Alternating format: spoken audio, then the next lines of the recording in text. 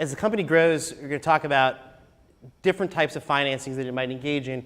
Early on, we're really talking about friends and family round financings, angel round financings. There's something that's creeped up that's called the Series Seed financing, and then there are the alphabet financings, the A, B, C, D, growth equity stage. There's all sorts of convertible debt financing rounds too, as well as equity. Those are a couple of the differences that might be encapsulated in a financing in a round or an angel round, a seed round. They might take the form of either equity or debt, one of the two. Convertible debt is a very advantageous way to start the company and finance it early on. Why is that? Ease of execution. There's a set, every law firm has a set of forms that's pretty good with a convertible promissory note or note agreement. And what happens is that investors at early stages will expect that. They will want a convertible promissory note which acts and feels like debt, right, in the beginning, right? And so, I have a debt instrument, but it converts into the next round. The value to the investor is that, well, look, I'm getting in early on the company. It's not spending a lot of money on transaction costs. They've given me this convertible promissory note, and I could stay as debt until, they do a financing round, and then I'll convert into equity. And it's usually a conversion at a discount. For the company, it's advantageous, again, because it's an ease of execution. It's quick, it's usually fairly costly, and it defers a valuation event. This is really important. As an early stage startup, you do not want to have an event that values your common stock early on. You want to be able to defer that issue for a while. Why? Because, like someone asked before, do I have to pay the exercise price on an option? How does that work? Well, if the exercise is really low, then you're not going to feel chilled to be able to exercise that. Some people might exercise it and start long-term capital gains immediately, right? But it's not a big out-of-pocket expense. As the company grows and its price per share of common stock, the fair market value of that increases. And let's say it's over $5, $10, then you're starting to feel like that's an actually significant exercise price to pay out of pocket to exercise the options, and you may not do so. These are the advantages of the convertible debt. It's market acceptance, it's ease of execution, it's deferred valuation, which is great, and it's usually a little bit less costly than doing a full equity round. What's the disadvantage? There's this concept that has creeped up in the last 18 to 24 months called the valuation cap. And what that says is that I understand that I'm converting at a discount into the next round. And I may get, I've given you $100,000, but I'm going to get $120,000 of value in that next round. And, but the valuation cap says, well, except if you sell the company for over a certain amount, in which case you will convert my debt at the amount of this valuation. And it's basically a speculative amount. If you go back to the prior discussions we had as to valuation, they're picking an amount that sometimes they think it's a value. It's not. It should be an upside. But they're picking a number out of the air and saying, well, look, even if you knock it out of the park and have a $10 million valuation on your next round, I want to convert my convertible debt at a $4 million valuation. And so what happens is that creates usually like a 2.5x liquidation preference on the next round, right? Because what's happening is that I'm taking $100,000 of value and creating it at probably less than and converting it at less than 50% of the value of the next round. And those are sort of the disjuncts that we see, and companies have to deal with these issues. And what usually happens is there's discussions with angel investors who may have these convertible notes at a low cap, and the new investors who say, well, it's okay that you get a deal, but that's a steal. Right? And I want you to renegotiate. And who gets stuck in the middle? The founders get stuck in the middle. Equity round, you will almost always on an equity round issue a preferred stock. You can do a common stock round. That's usually friends and family, but it is almost always a preferred stock. Here are some common rights that we see pertinent to preferred stock: a dividend provision, a preference on liquidation. Their money comes out first, right? They're convertible into common stock at their option. There's anti-dilution protection.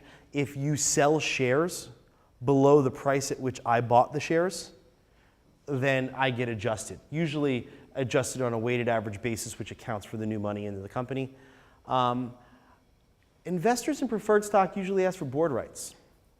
That's significant because that means that they're going to have input, daily input perhaps to the company, but certainly they will have a seat on the board of directors and be able to use that to vote on anything that's important to the company. All right. There will also be these protective provisions.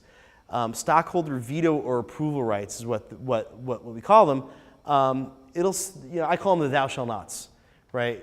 You shall not do as a startup, any one of these things without the approval of the holders of the preferred stock.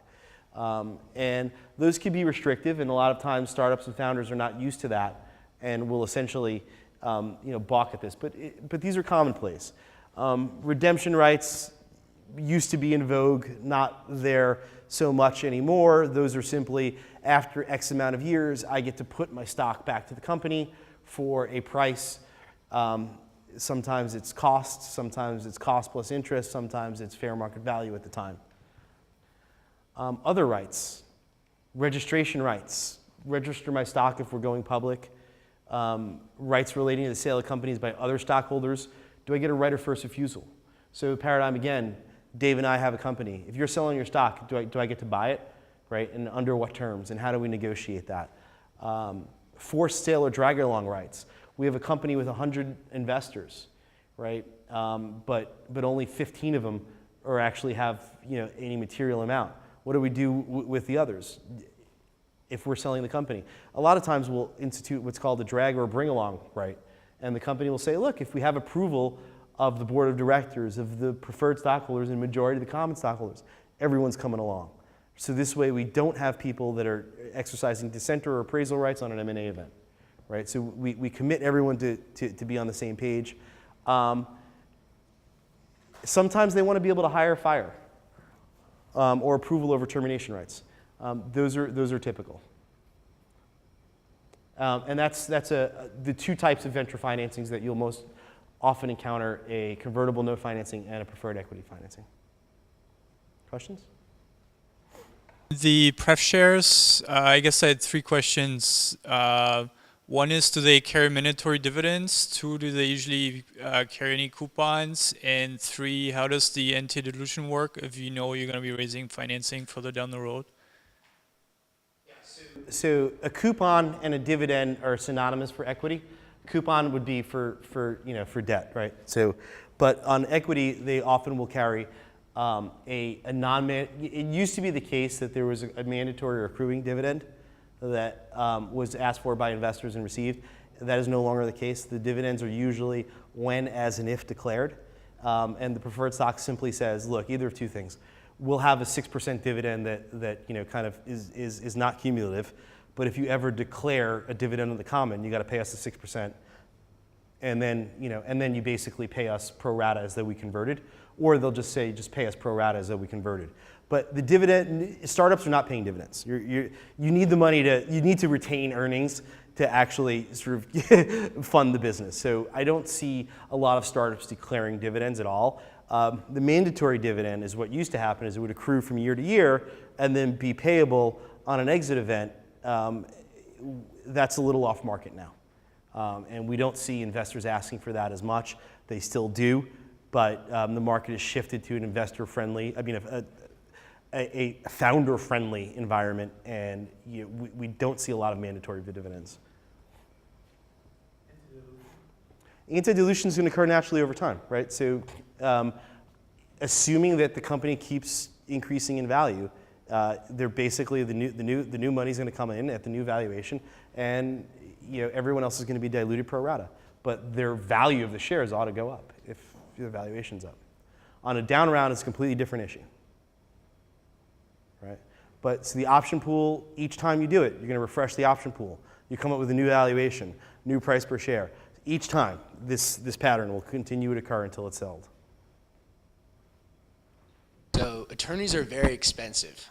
Startups don't have that much money. What advice do you have for young startups without that much cash to seek legal advice? I know there's pro bono work, but that can only go so far. Learn as much as you can on the blogosphere. Sometimes there's a lot of misinformation out there, but learn as much as you can. Find an attorney that you trust and that does this, and offer to take them out to lunch. You know, like I joke about it a little bit, but one way to really get a lot of value is to be in, you know, as a startup, be in the community. You will learn a lot. I get a lot of questions at networking events, and we talk to people about that, right? In addition, right, those are the baselines. In addition, you want to go to law firms that do a lot of this, because the more you do, the more efficient you are, right? There's a theory, well, we could just go to, you know, our cousin Joe, who is a lawyer, but he's a divorce lawyer in, you know, Indiana, and he might get through it because he's a smart guy. But if you don't do this 100 times a year, you may have different opinion on who should pay for the option pool, right? Things like that. You may have a different opinion on you know, whether or not you should negotiate this right away. And what happens to the startup? You get a lawyer that starts negotiating this stuff when 99% of the lawyers don't, start to increase costs.